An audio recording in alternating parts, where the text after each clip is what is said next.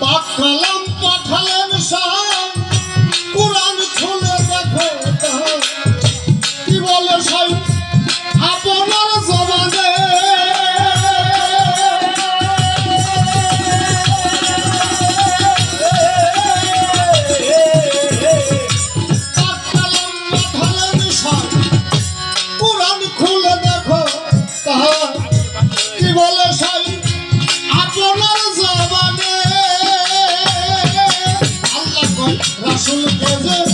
ভালোবাসে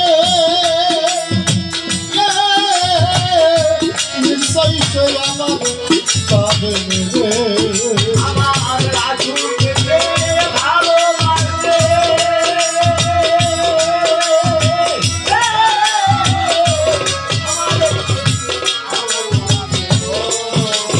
আমার নবীকে যে ভালোবাসে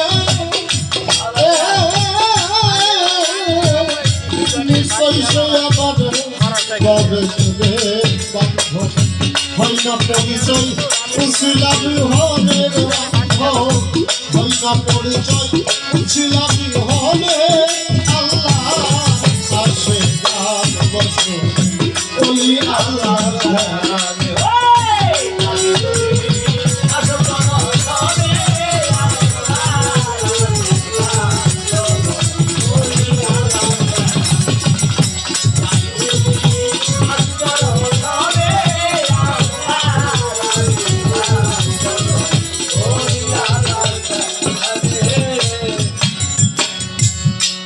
গুরুর কাছে যাওয়ার একমাত্র কারণটা হলো আমি আমাকে চেনার জন্য, আমি আমাকে জানার জন্য। আল্লাহ পাক তার পবিত্র কালামের মধ্যে সূরা বনী ইসরাঈলের মধ্যে বললেন যারা ইহকালে অন্ধ থাকে পরকালেও অন্ধ। আলোচনা আমি এতটুকু করবো না, একটা ধারাবাহিকতা তাকে দিয়ে যাব। তবে একটা কথা আপনাকে বলি, ইমানদারের জন্য কোনো দলিল নাই।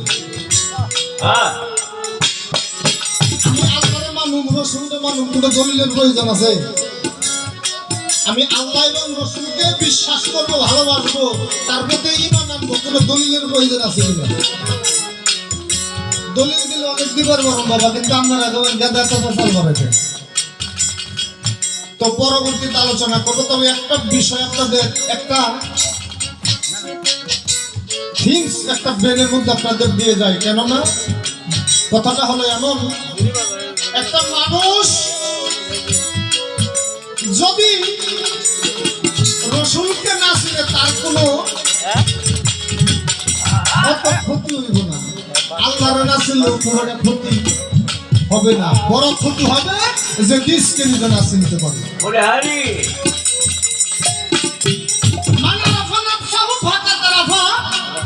তুমি তোমাকে ছিল, সে নফসকে ছিল, তুমি তোমার স্রষ্টাকে পাবে। তাহলে আল্লাহ এবং রাসূলকে পাইতে চাইলে অবশ্যই আমাকে চিনতে হবে। আমাকে চিনতে চাই একজন চীনা মানুষের সঙ্গে। রক্তজ্ঞান বলছে এক অন্ধ কি আর অন্ধরে পথ দেখাইতে পারে কখন? শ্রী গুরু চৈতন্য বিবেকে তোমায় করাবে চেতন। রাসূলের হাদিসে কথা সত্য মিথ্যা হয় না পরিচয় উছিলাবি হবে।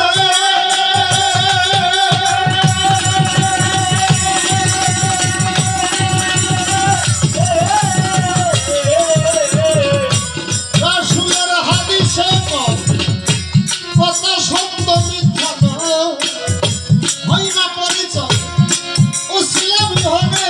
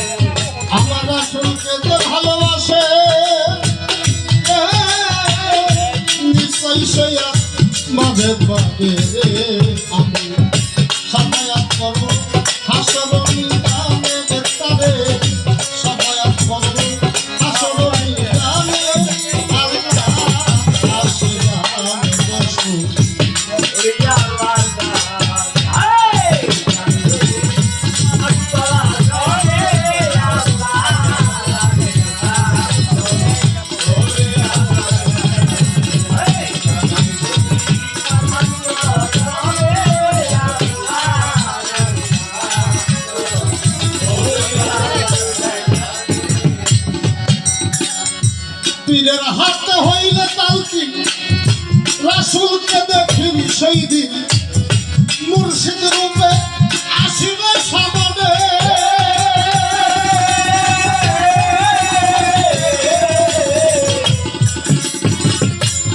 দিনের হাতে হইলে কালকি রাসূলকে দেখবি সেই দিন মুর্শিদ রূপে আসিবে সামনে আমার মুর্শিদের হৃদয়ে রাখো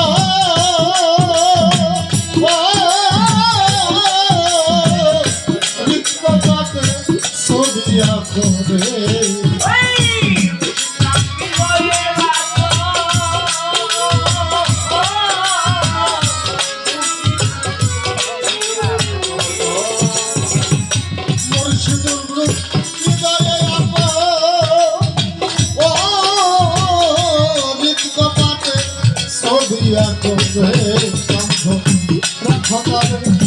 নয়ন নয়নে বন্ধ রাখো নয়ন নয়নে আল্লাহ আসে গান বসে আল্লাহর ধারে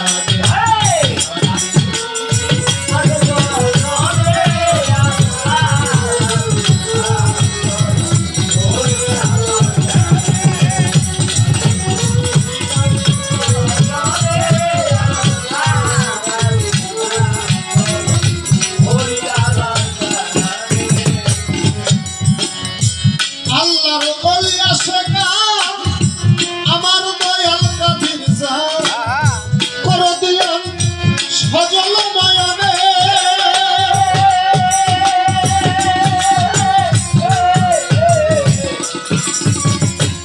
আল্লাহর বলি আসে গান আমার বাবার শুক্রবাচ্চা করে দিলেন সজল নয়নে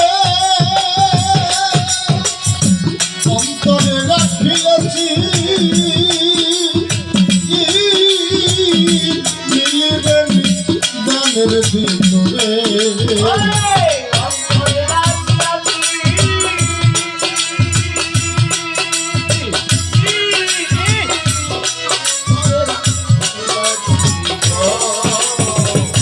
অন্তরে রাখিলেছি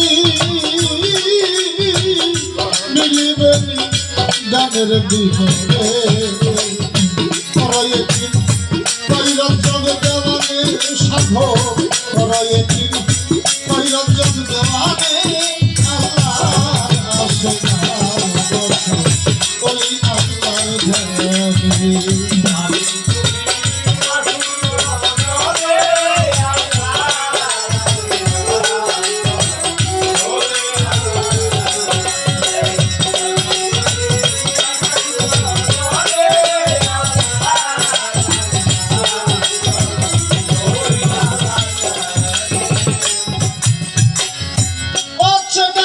চিনতে হইলে রে